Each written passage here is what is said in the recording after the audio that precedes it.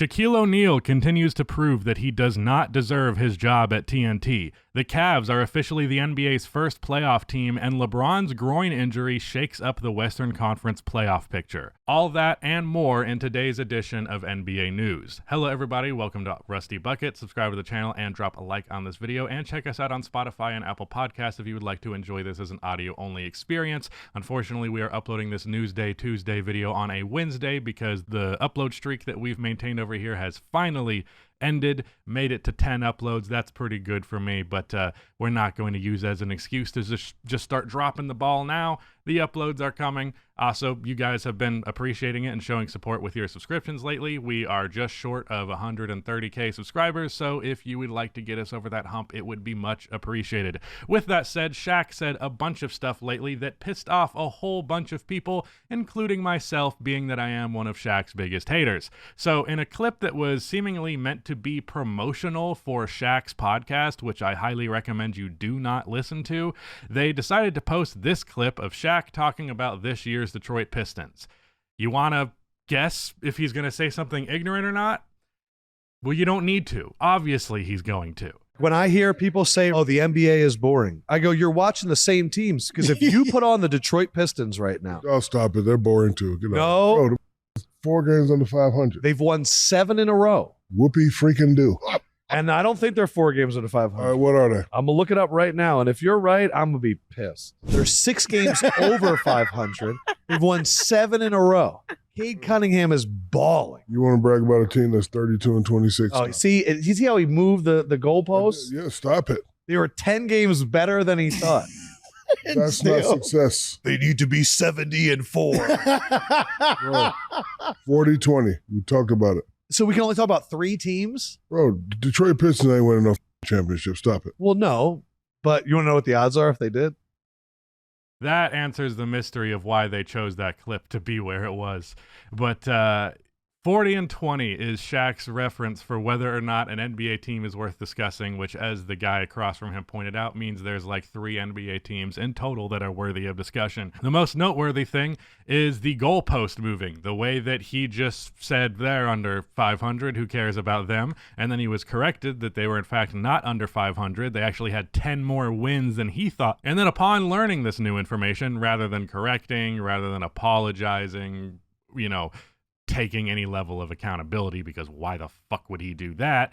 Instead, he just says, well, they're not a championship team. Oh, their record's still not impressive. Who cares? Who cares? Who cares? Do you think having the ambassador of your game constantly saying who cares about all but 3 NBA teams is a really good way to advertise your sport? Because I don't think that it is. But don't worry, this is just step 1 of this fucking disaster. Here's this post from the Detroit Pistons subreddit. Just about how LeBron was right about how the media constantly talks down its own league and players and then wonders why ratings are down. I think Shaq might still be salty, of course, about 2004. But here it is. It gets even worse. Shaq then goes on to congratulate Chauncey Billups for his success coaching the Detroit Pistons. This is literally, at least the clip comes out the same day. The pod might have been recorded at a separate time, but this is what he has to say about the Pistons now. So you said something very interesting about Cade Cunningham. Great player now at this stage. He plays at his own pace. Anybody that can consistently play at their own pace and put up numbers, it's a great player. I like the way he's playing. I like what Chauncey is doing. Those guys play hard. My favorite player on that team is Isaiah Stewart. Big body, hard guy. Like to knock people out, push people around. No, I can't let this go. Like who's doing it? You said Chauncey? Chauncey's the coach, right? Okay. Portland. No. Chauncey, he coaches. I can't let this go. JB Bickerstaff. Yeah, Bickerstaff. That's what I mean. Hey, you know, first of all, I don't watch Detroit. How about that, boo-boo? I don't watch him. So let that go. I messed up. I made a mistake. For the trail. First of all, I don't watch them. Well, I wish I could say that I was surprised by that to any degree, but I'm not.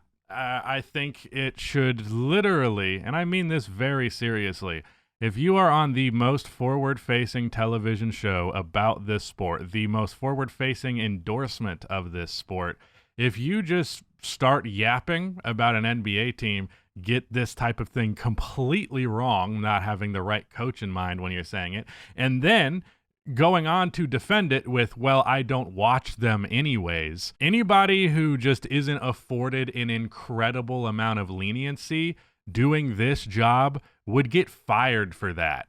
There's many things that Shaq does and says constantly on TNT, across the sports world in general, that would be worthy of him just not having the job that he does. But he is one of the greatest basketball players of all time. He's sometimes funny and can generate good clips here and there. So fuck having anybody who actually knows the sport talking about it on TV.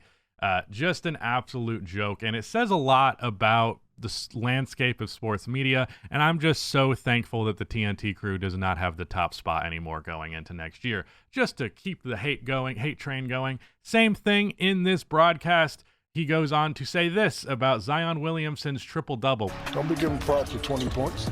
Anybody can get 20 points now. Can I be happy that he's playing? Happy is good, but that's Happy is good. lower your voice when you talk about that. That's good, but that's not good enough. So you want me to be like, another triple-double? No. It was a pretty good game. Because you know what? In one sentence, you said the up and down Pelicans. I can't have that with my franchise play. Well, he just started playing again. If they're in third, fourth place, and you got those numbers, I'm impressed. But I'm not impressed with that. You need to do more, Zion. I love you. Do you reckon this is good for the game? Do you guys think? Do you think when a guy has a triple-double and he's been playing recently for the first time in months, it would be better to just pretend that that didn't happen? Ignore the fact that he got 12 assists, double-digit rebounds. You know, apparently it's not impressive because he didn't score 4 more points. It's a joke. It's an absolute joke. And frankly, again, as I'm saying, anybody with that job who does not get a major pass would get fired for it. I saw a great post that was like, can you imagine if Candace Parker or just any female analysis was caught red-handed being this blatantly uninformed and outright stupid? Yeah, I don't think that person would be on TV anymore. It's absolutely egregious. Shaq is a horrible ambassador for this game, and I directly blame him and the TNT crew for the NBA's supposed decline. The decline comes from the fact that these guys are haters, and they have no love for modern NBA players, so they're just never going to give them any credit. They're never going to give them any kind of hype or love, and then when they do, it's an empty platitude where you don't even fucking know the actual truth of the matter. So, yeah, that's my take. Shaq, stop. Go get a new job. You have enough money. You don't have to take the top spot and ruin sports discourse for everybody else. Moving on to some actual basketball here. The Cleveland Cavaliers are the first team to clinch their playoff spot officially. If they lost every single games from here on, they would still end up making the postseason. They have an NBA best 54-10 overall record with a 29-4 mark at home. They have also won 14 games straight dating back to February 5th. Which you could actually argue the Cavs have played some mediocre games in that stretch. They've had a couple ones where teams that had no business hung with them for quite a while. But I think it says a lot that the Cavaliers can have a streak where they're kind of playing lower than they're capable of recently, and they still end up winning every single time. That says a lot. I've really loved this team ever since the DeAndre Hunter edition. I was already high on them. I'm even higher on them now. I really do feel like there is a real shot that the Cavaliers will win the East, but there is going to be a main channel video or a Rusty Buckets video about that later on. I still keep flipping them myself. We'll get used to it eventually. Here is the Cavaliers' recent win streak. As I mentioned, like close game to Brooklyn, 1 point difference against Charlotte, 5 point difference against Miami, overtime game against the Trailblazers, though I will say the Blazers have been good recently. They did beat the Celtics, although I think the Celtics were down a few guys. And then, yeah, that's basically it. So they've had a couple of games where I'm just like, that's a little iffy. Only beating the Wizards by 10, little iffy. I think you should beat the Pistons by more than 3. But at the end of the day, nitpicking, all right? These guys have been fucking awesome. Shout out to the Cavaliers. I was recently on the Junkyard podcast with Tony Pesta. Had a lot of fun talking about the Cleveland Cavaliers. So if you want to hear some extended thoughts on that, that will hopefully be in the link in the description if Rudy remembers to put it there. Here's the Eastern Conference standings at large, with the Cavaliers about 8 games ahead of the Boston Celtics. I am interested to see what the play-in is going to end up shaping up to look like. I'm really praying that the Raptors or the Nets or the Sixers could possibly make a late season push, but it seems increasingly unlikely, and that the Bulls are going to end up being in the play-in yet again, because if there's anything the Bulls know how to do, it's how to be right dead center of the middle. So yes, Chicago Bulls are going to be in the play-in. Yay. I'm sure you guys were all concerned about that, but I haven't actually looked at this myself in a couple of days. I didn't realize there was a 5 game difference rather. That's really damn significant. Fuck. Okay. Anyways, Western Conference standings, we got the Thunder up top. As we know, the Nuggets got back up to the number 2 seed after the Lakers lost to the Nets, and the Nuggets have been on a recent stretch of some good games. The Grizzlies have fallen from 2 all the way to 4, but with LeBron's groin injury, there is some opening in the West. After the game, LeBron downplayed the injury, saying that there was not much concern and vowed to go day to day and treating it.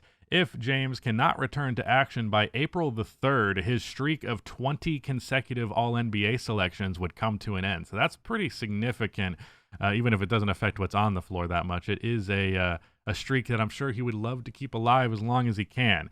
The Lakers are entering a treacherous stretch of its schedule. They are playing 6 games in the next 8 days, including 4 of them against the Denver Nuggets and Milwaukee Bucks, so 2 each between the 2 of them. Some of the better teams in the league with 2 top 3 players in the NBA, so it's not the best. They're probably going to lose a lot of those games and go on a downward spiral, but I hope people just don't panic too much. LeBron being gone obviously hurts them, but if they can win, of these next 6, if they can win 3 of them, just maintain 500 from there, that'd be good.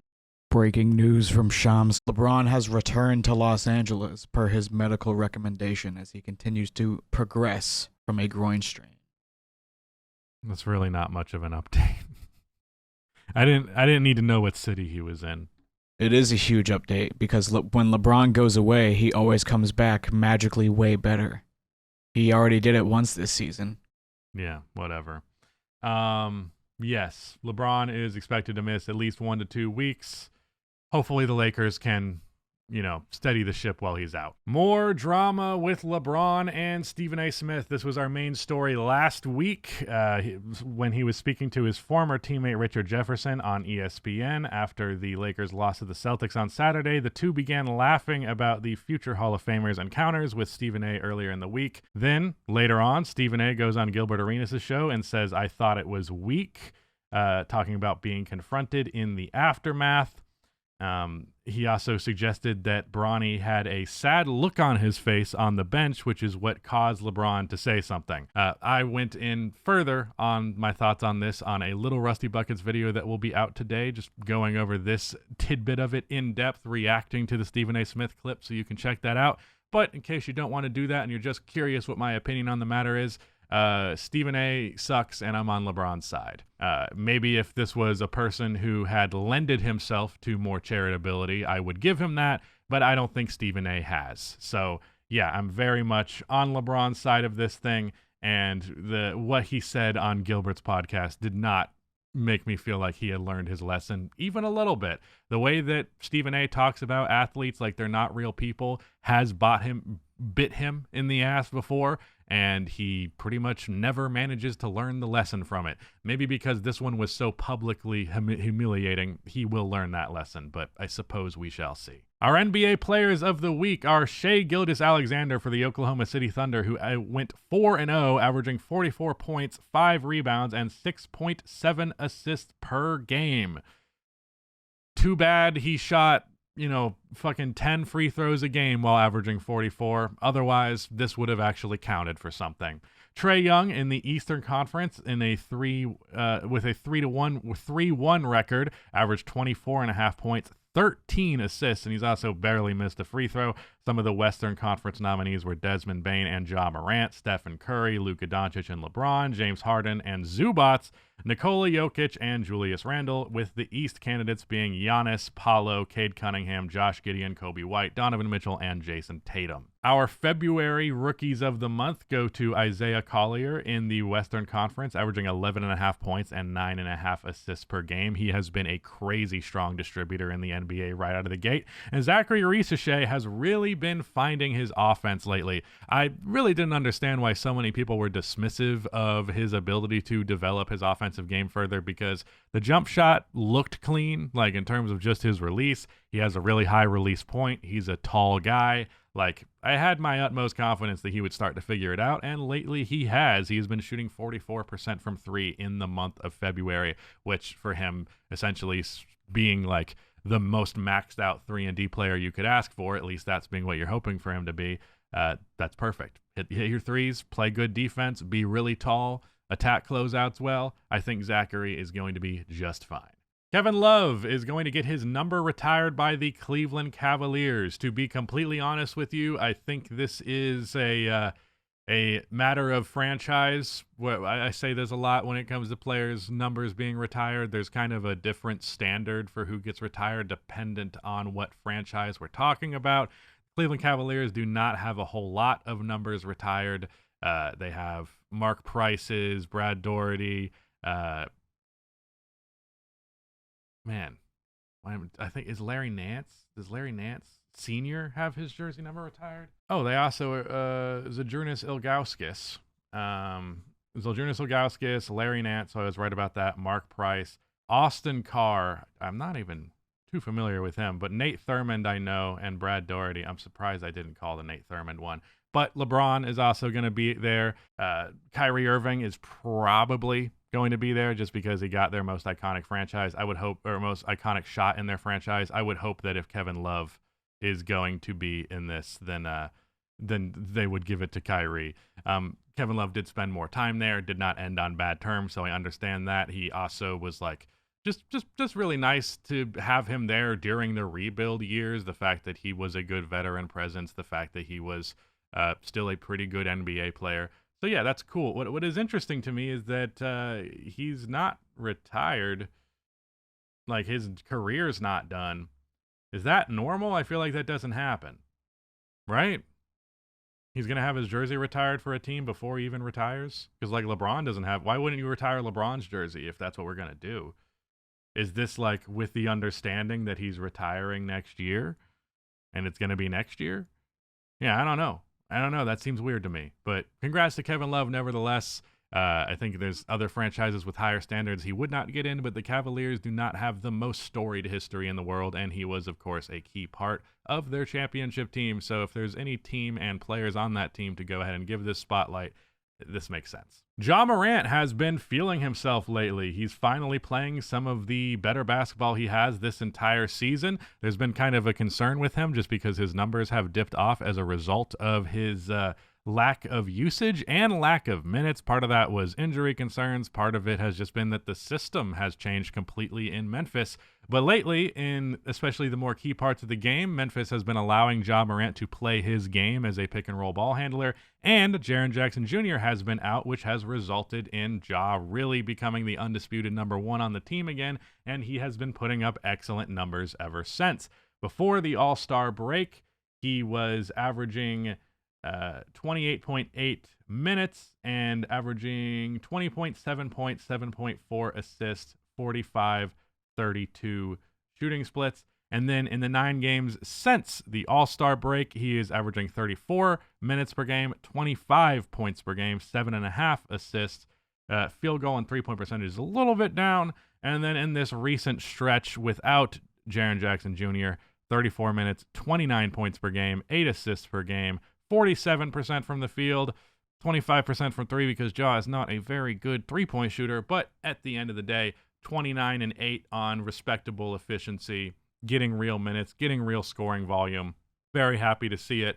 And I think Memphis Grizzlies fans should be really happy to see it because, frankly, as much as I love what Memphis has been doing this year, I find it cute. I find it interesting. I find there's a lot of actual good basketball principles behind it, but you have to factor in your personnel. And if your best player, or at least the guy who's supposed to be the focal point of your offense, is essentially being shut out of that offense because it's just so dramatically counter to his game at its best, you're probably just not going to be good enough. Like the stuff that they do is a great supplement to not having Ja run your team. So that would be something that they should do periodically for spurts of the game, especially when Ja is on the bench. But they need to let Ja be Ja when the moment calls for it. And lately we're starting to see that at the very least, he can do that when called upon. And I'm hoping this opportunity ramps up more and more as they go in the postseason. If you get Ja playing good going into the postseason, you got that momentum riding in, you could actually turn things around and actually pose to be a more serious contender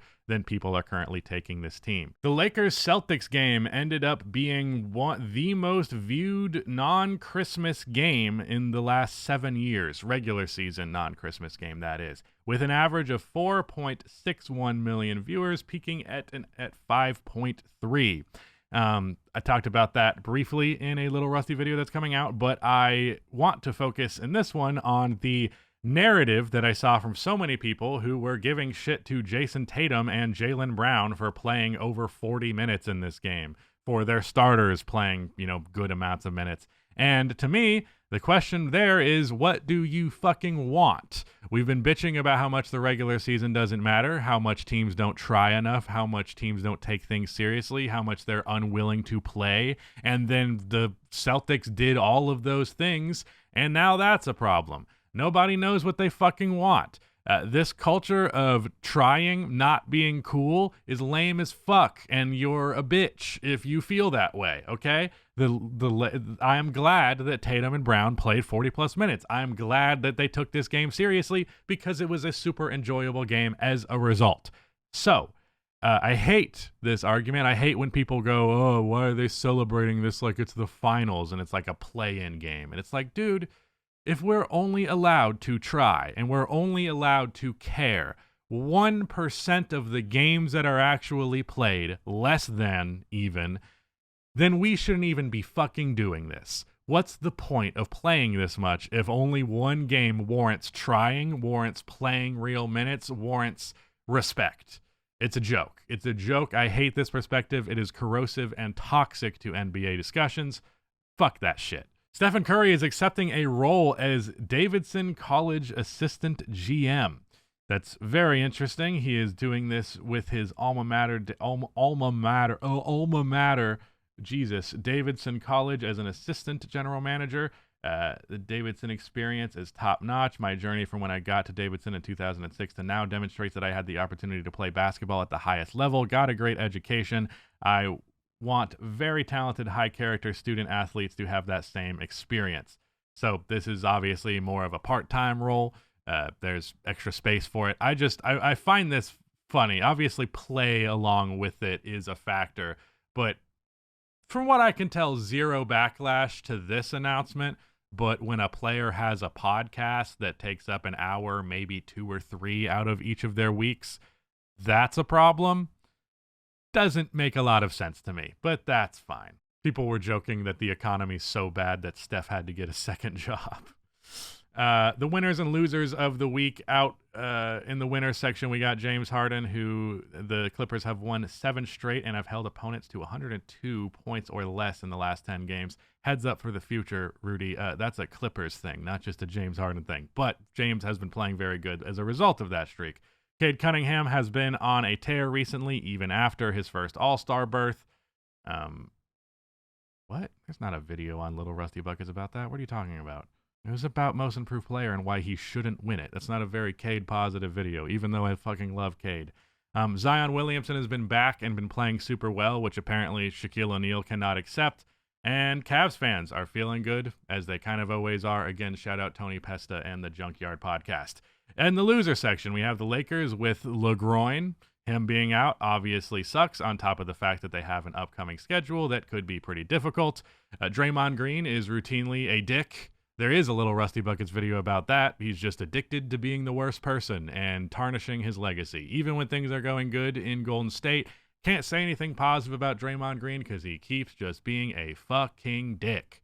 Josh Giddey is injured after a recent stretch of really good performances.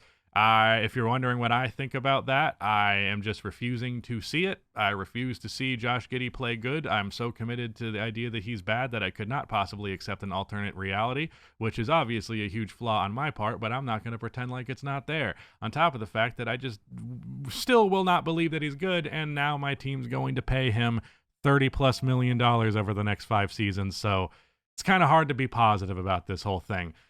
Also, losers, Paulo haters, because Paulo has been on a hell of a streak. Here is his last 7 games. He's been really efficient, which is generally a concern from him. As I mentioned, James Harden's been popping off a lot lately, as has Cade Cunningham. One last thing, our last little bit of NBA tea, just some small stuff. Domantas Sabonis is expected to seek clarity on the Kings' direction. League sources said Sabonis, who has 3 more seasons and a combined $140 million left on his contract, is expected to seek clarity about the organization's plans in the offseason, just as Fox wanted to know whose voice mattered most on key decisions and who the team's owners might be trusting the most on counsel.